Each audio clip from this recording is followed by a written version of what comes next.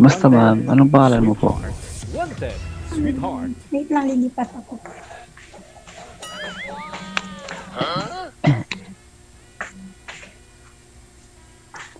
Arlene pangalan ko. Po? Arlene. Arlene. Yes. Apelyido mo po? Apelyido ko. Bawal. Opo. Dalaga ko Posas. Kasal ako Galesa. Bawal nga po eh. Sabi ko na eh. Ay, sorry po. Saan ka po sa ngayon, ma'am? Baka mahanap yung bank account ni ma'am. Ma-scam. Hirap na.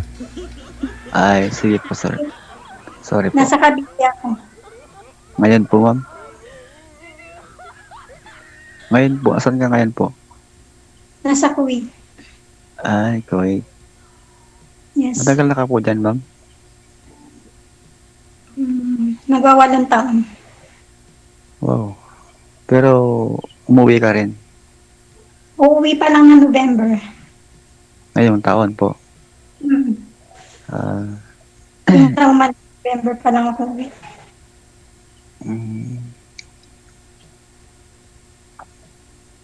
Ilan po ang anak niyo po dito sa Pinas? Tatlo. Ilan taon yung panganay? 20. Pangalawa. 24 tsaka 19. May asawa na sila yung panganay? Oo. May mga asawa na yung mga anak ko. Lahat po sila?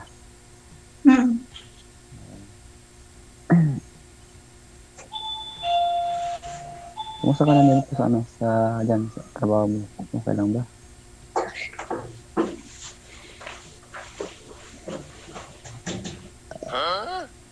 Okay lang daw po ba kayo ma'am sa trabaho nyo? Okay lang po. Nakakain ka naman po sa tamang oras. Okay. Okay.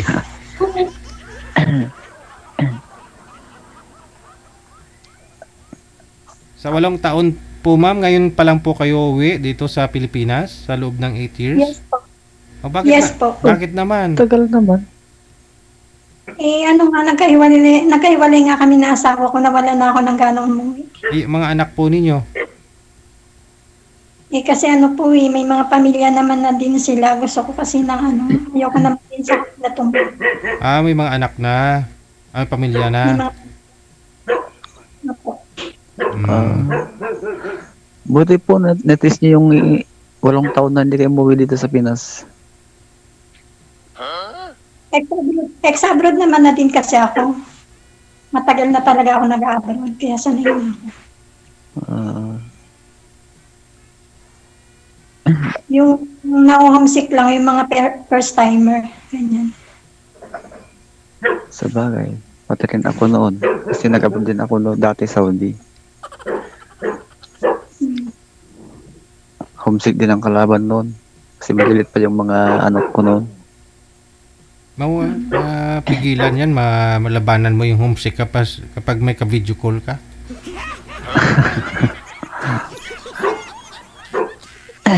Depende sir kung kung okay lang yung ka-video call mo, hindi malalabanan yung homesick, di ba? Ikaw po ma'am, nagka-boyfriend na po ba kayo ma'am mula ho nung nahiwalay kayo? Meron naman po yung unang sabi ko sa inyo. Anong taon po yun? Wala na, 1 year ago na nakalipas. Naging kayo po ba ma'am? Hindi naman. Naging kami, kaya lang, nagkahiwalay din kami. Kasi? Siguro, kupang ako sa oras, ganun. Nawala na kami ng oras. Okay. Kasi iba kasi yung oras dyan sa dito sa Pinas di ba ma'am? Bumuli po kasi ng maraming orasan para hindi mawala ng oras.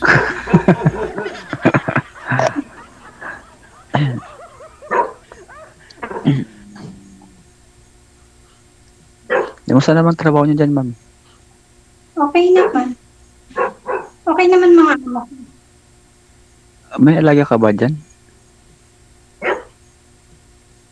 Alaga? Oo, alaga. May alaga ka dyan na yawa? doktor. Ah, Mga doktor lahat ng amo ko. Ikaw yata yung may alagang aso, sir eh. sa kabila po, sir. Nakatali yun.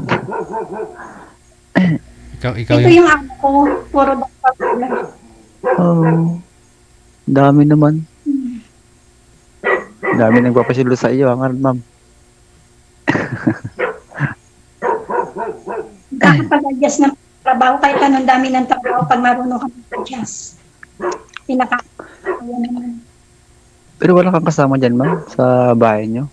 Na ano? Meron. Ilan Meron kayo, ibang ma'am? lahi. Kapag pa lang sila. Kala ko wala.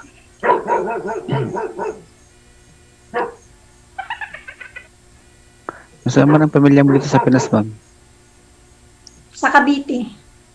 Musta naman sila, yung mga pamilya mo doon? Araw-araw ko silang kausap sa messenger. Okay. Ano po kayo, sir? Hiwalay din sa asawa? Wala na po, sir. Patay na po. Okay. Follow-up question po, ma'am. Tanong pa ko kayo, kay sir. Ilang taon ka na? 45 po. Ilang po? Ilang years na kayong, ano, sir? Biyudo? Since 2014 po, sir. 11 years na. Tagal. 11. Nagkaroon din noon ng GF, kaso nga lang, hiwalay din. Hindi tumagal. Opo.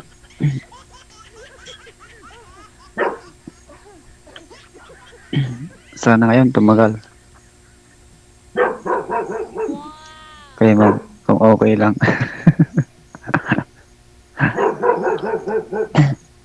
Kaya ma'am, ilang taon na po kayo? 47 na ako. Ay, Sa July. 47 na sa July. isang taon lang ang agot natin. Magpo-46 naman natin dito sa ngayong August. Hmm.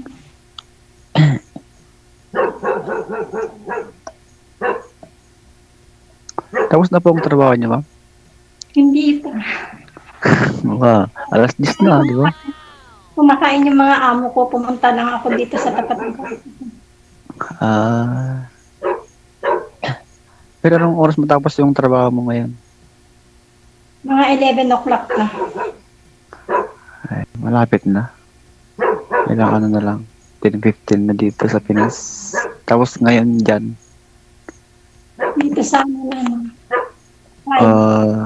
5, 5. Tapos dito sa 11. 5, 6, 7, 8. Ano na?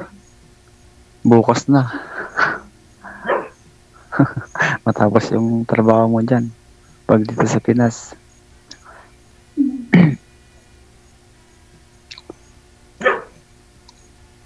Saan sa Cavite ka, ma'am? Silang. Ay, bagong silang. Di ba Silang. malapit sa ano dun? Yung PNPA.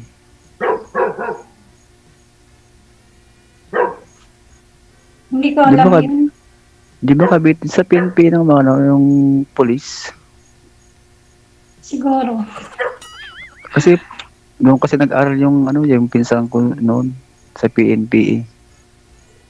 Pumunta kami noon. Ano sila ng Cavite. Pero matagal na. Pala ano ng bagay, palalabas. Hindi ako mahilig pumunta sa Ilang taon na po yung bunsong anak nyo, sir? 16 po. 16. 2 taon. Opo. Mahigit 1 taon pa lang nung iniwan ng nanay. Opo, sir. Maliit pa yun. Maliit pa noon. Ikaw po ba yung tinatahol ng aso dyan sa kapitbahay? Hindi, sir. Yung pusa niya. Pusa yata ang tinatahulan doon. Akala ko Oh. ikaw. Malapit lang kasi yun, sir. Dito sa ano, sa amin.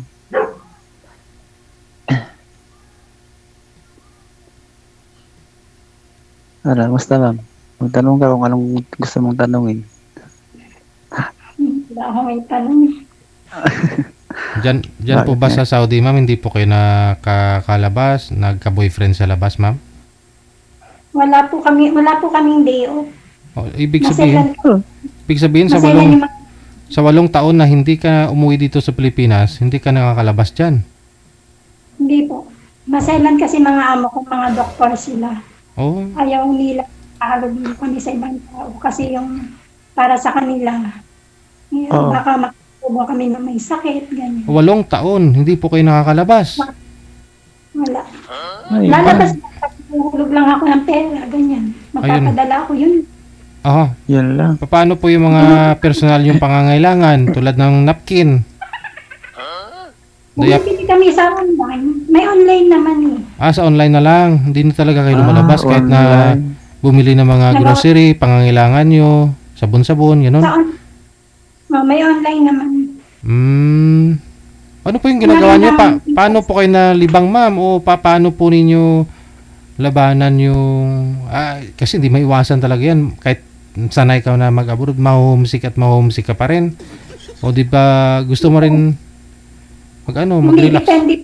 depende rin po kasi sa tao yun. Pagka sanayan lang po yun. Ano po yung ginagawa nyo para malibang? Cellphone lang. Nanonood ako ng Facebook, yung mga ina-upload ng video. Oo, bukod sa panonood dito, ma'am, ano pang ginagawa mo para malibang? Wala, yun lang. Ang daming trabaho eh. Pag nakapokus sa trabaho, hindi mo na maalintana yung lungkot. Pero ibang lahi po yung kasama nyo, hindi Pinay, ha? Oo, ibang lahi. Sri Lanka. Sabagay, yung Sri Lanka. Araw ko silang kausap. Siguro, mabit naman yata yung Sri Lanka, di ba, ma'am? Mabit naman yata yung Sri Lanka na lahi, di ba? Yung mga iba lang, kung depende lang sa ugali. Okay na. Sri Lanka. Okay lang kung gano'n. Pero wala akong problema dyan na kasama mo. Kasama mo medyo ma-attitude. Ikaw na lang mag-a-adjust. Sabagay. Kasi hindi naman nila naisip yun. Mag-a-adjust ka na lang.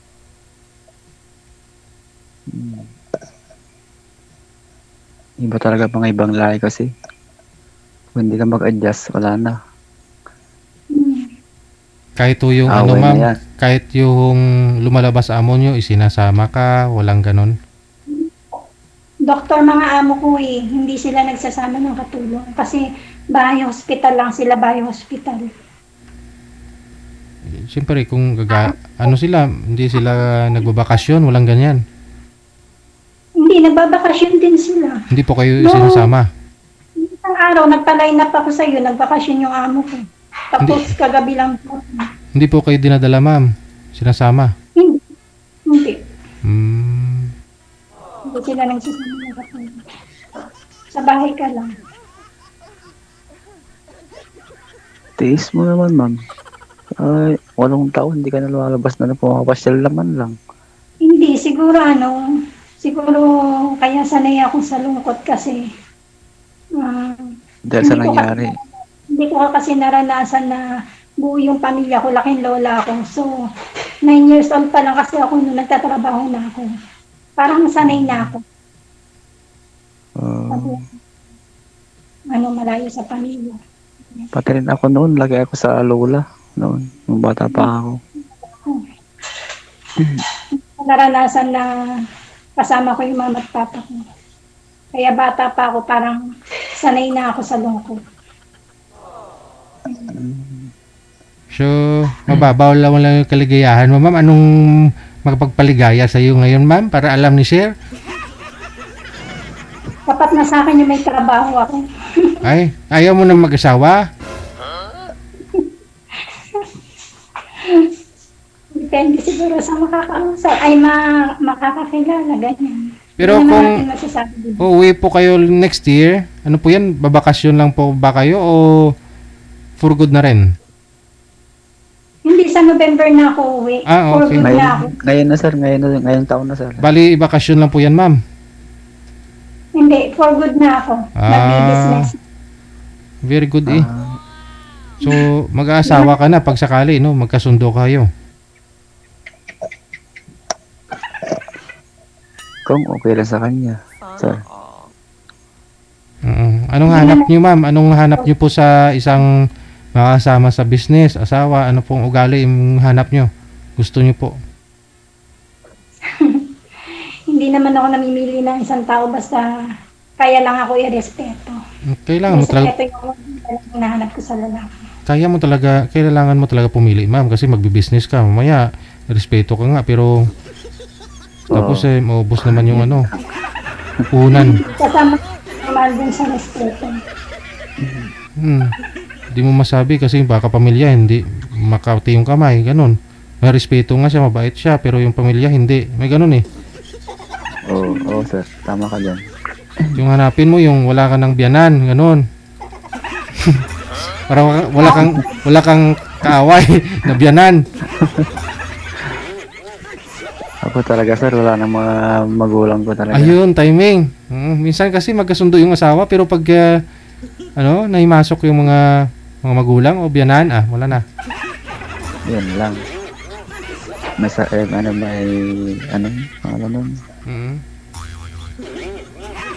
may haharang, di ba? May kumukontra eh. Kontra. Yan bang tipo magninegosyo ka ng bigasan? Yung asawa mo, full support naman po sa'yo. Pero yung biyanan mo pala utang, kukuha ng bigas, di ba bayaran? Ay, lugi. Hanggang maubos ang bigas niya, sir.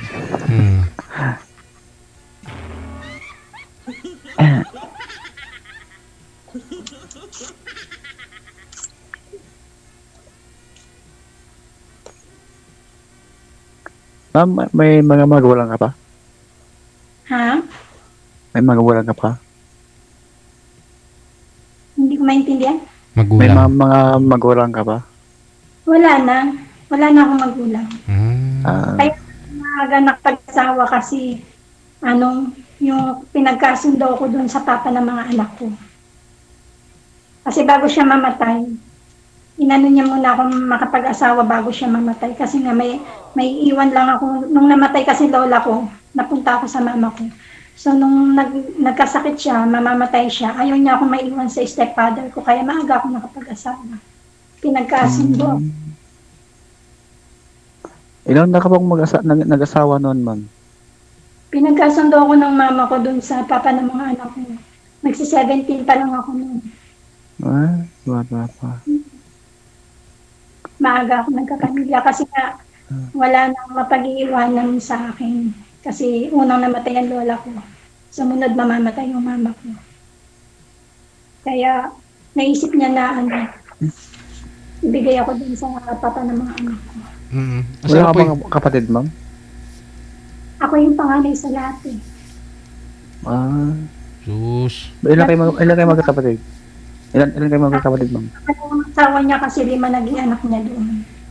Ako kasi, isa lang ako. Asa na po yung asawa niyo, ma'am? Nasa Bicol, may pamilya na siya. Ay. May anak na rin sila, isa lalaki. Kasal kayo. Yes po, kasal po ako. Pero ngayon, ma'am, wala na kayong communication? Wala noon? Wala na. Zero na. Kahit kinakausap ko yung mga anak ko, hindi rin sila nagbabanggit na about sa papa nila. Dahil alam naman nila rin man. Kaya po pala yung mga anak mo pamilyado na kasi maaga ka na rin nag-asawa, no? Tapos sanay ka po pala sa medyo masalimuot yung buhay mo mula bata ka. Kaya dyan siguro sa trabaho mo, dyan sa Saudi, medyo mas magaan yung panginsay-kinsay ba? Parang ganun, no? Kaya okay lang. Sa Kuwait, no? Kaya nalalabanan mo yung yung homesick kasi sanay ka na nga talaga. Oh.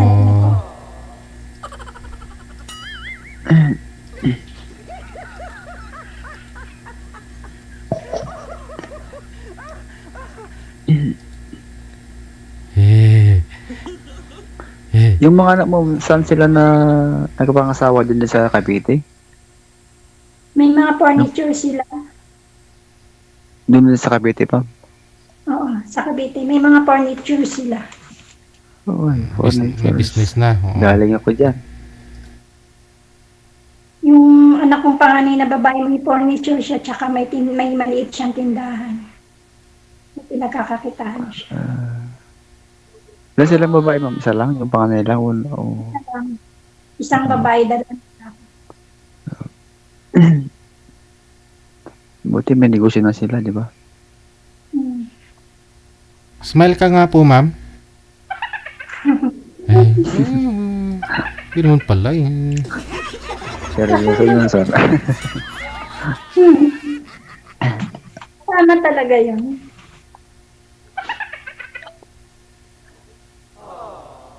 Kasi matindi pinagdaanan mo eh. Tapos ikaw lang dyan. Wala kang yung kausap mo, hindi rin Pinay, no?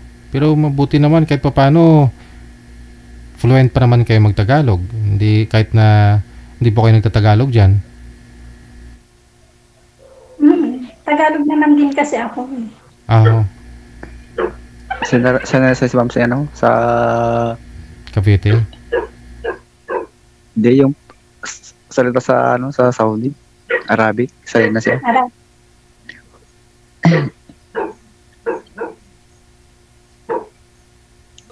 Pati yung mga ibang life, eh, alam naman nila yung Arabic na salita. Arabic kami nagkakaintindihan.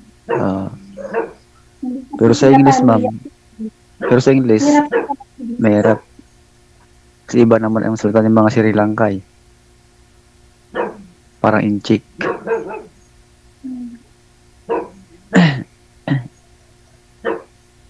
O sige na sir, baka nagagalit na ho yung may-ari ng aso. Kanina pa yung tahol ng tahol.